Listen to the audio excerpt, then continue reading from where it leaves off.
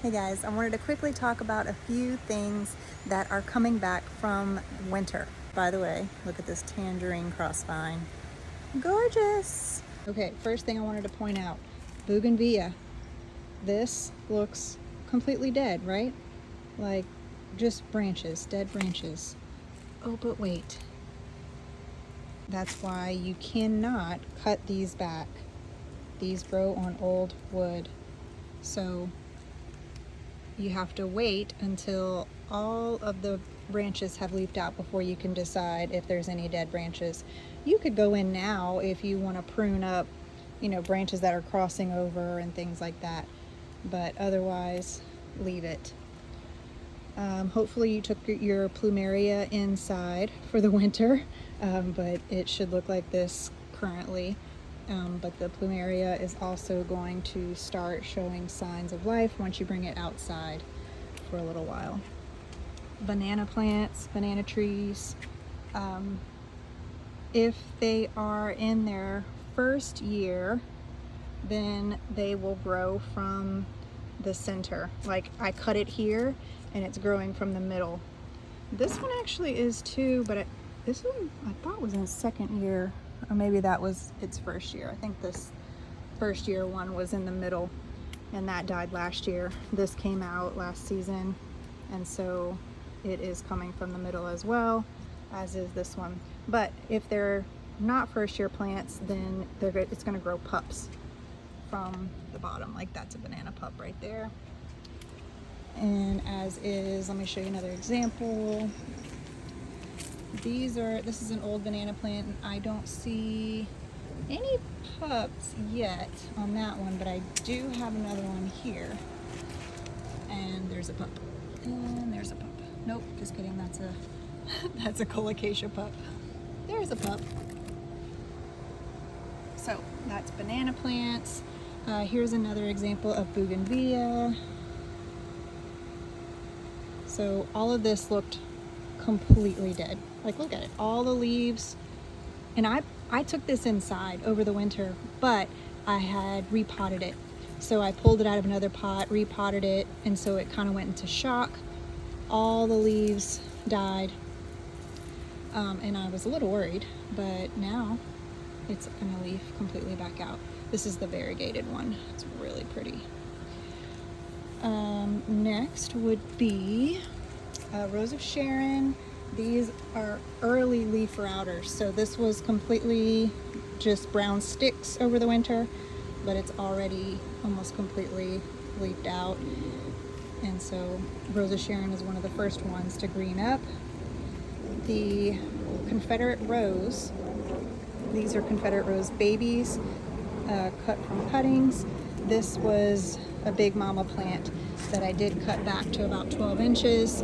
And as you can see, it's not only growing from the stems, it's also growing new from the base. Now I will say, some years I don't get any growth on the stems. If I had known this, I probably wouldn't have cut it quite so short. I could have left some taller growth, but that's okay. It's still gonna get ginormous, no big deal. Another thing I wanted to mention was your hardy hibiscus or your rose mallow hibiscus, the big dinner plate ones. They look like this. You can cut them back, to the ground. I just didn't have a big enough pruner to cut these. But these are gonna come back from the base, and they're one of the latest plants to come up. So I don't have anything here yet, but I know I will. They'll always come back. They're good down to zone 4. So, man, that looks wonky. All right, all your Colocasia and Alocasia should be showing signs of life at this point, because we haven't had any more freezes. Now, if we had had a later frost or freeze, they would not be up yet. Like last year, they had started to come up, and then we had that late March freeze, and so it knocked them all back again. So they didn't come back till, gosh, really late in the spring, and that was really sad because it took them forever to get big. But this year we're gonna have really big elephant ears pretty quickly in the season. That's gonna be awesome. So these are some of my diamond heads, and these are the big Jack's Giant. These are gonna get big. Vitex is also an early greener, so your Vitex should be leafing out already. This used to be a giant tree that unfortunately had to be cut in half because it was being choked by an old stake. The purple shamrocks, those are a quick comer backer. Variegated ginger is a slow greener, so you'll just be seeing some signs of life on those, but they take forever to come back. Another Confederate rose here. Okay, I have a red banana here that's showing no signs of life, but it absolutely will come back. So if you have any bananas that you're not seeing signs of life, have no fear, they will come back no matter what. All your cannas should be showing signs of life. Pollen is everywhere. So I have, my three pool cutouts are full of cannas. I have the red cannas, I have the variegated cannas, and I have some regular green ones. But they're so pretty when they're just starting to leaf out. They're always pretty, but now's the time. We are going to start spraying these with BT. You have to prevent the caterpillars, the leaf roller caterpillar, from eating your new leaves. Otherwise, that's when you get those thin leaves with the stripes. Like, I'll put a picture of leaf roller damage. That's when your cannas are gonna look bad, and it causes such a thin leaf that the sun burns them up really quickly, and all of a sudden you have those brown curly leaves hanging down and they look horrible. You have to prevent those bad news bears. So I spray with BT, honestly, once a week to try to prevent that damage. So I'm gonna start doing that now because these are too pretty. And look at these geraniums. Whew, it's so bright. All right, so I have those there, and also have the Cleopatra variety here, which are awesome. Gosh, these are so pretty. I don't know how a random red one got in here. I thought maybe it was a Cleopatra that just like was completely red, but no, it's like a whole red one. Whatever. And then we have our illustrious variety of Colocasia coming up in here. Doodoo babies. And that's regular cannas. I have another rose mallow hibiscus here. No signs of anything yet. Dianthus should have never died. Dianthus is so hardy, and it put out blooms even, I swear, even in the freeze. Next up is Angel Trumpet. Angel Trumpet should be showing signs of life at this point. So we have our sprouts. I brought all the pink sisters in. Pink sister or Thai plant will come back after freezes, but they are extremely slow growers.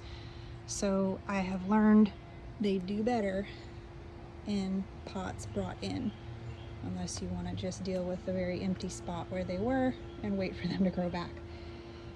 Ferns, these ferns, I didn't cover them or anything. They died completely back.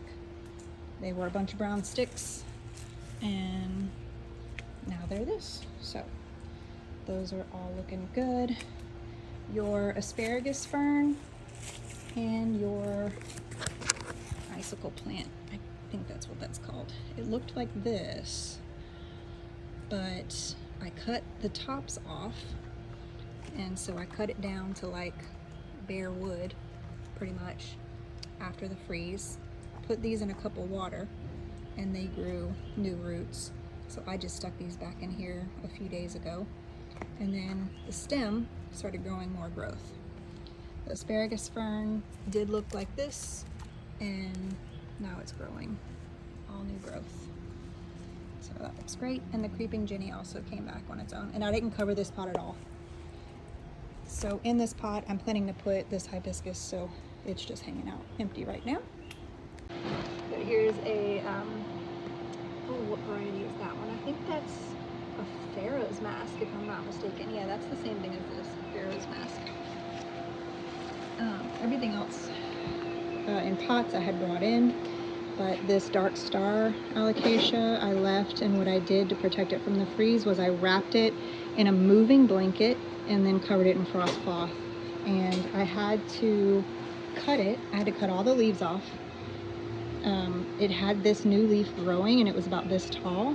So, but I had to cut the two giant leaves, like they were this big. I had to cut those off in order to wrap it properly, but I knew that it had a new leaf coming and it would be fine. So I just had to deal with the repercussions of cutting those off, but it was worth it because I also covered it in leaves up to here. I did this thick of leaf. I just volcanoed the dry leaves around there, then wrapped it in the moving blanket, and that really did awesome because even these babies were here before the freeze and they didn't die. So the leaves really helped. The leaves also protected all of this wandering Jew, the variegated one. Like, I just put leaves and then put a frost cloth over most of this, and that protected them. And the silver brake fern looks great. That was all protected with the frost cloth. Everything else was brought inside. So that's pretty much it. I hope this gave you an idea of things you should see coming back in your own garden if you live in Houston. Have a great day and go plant today.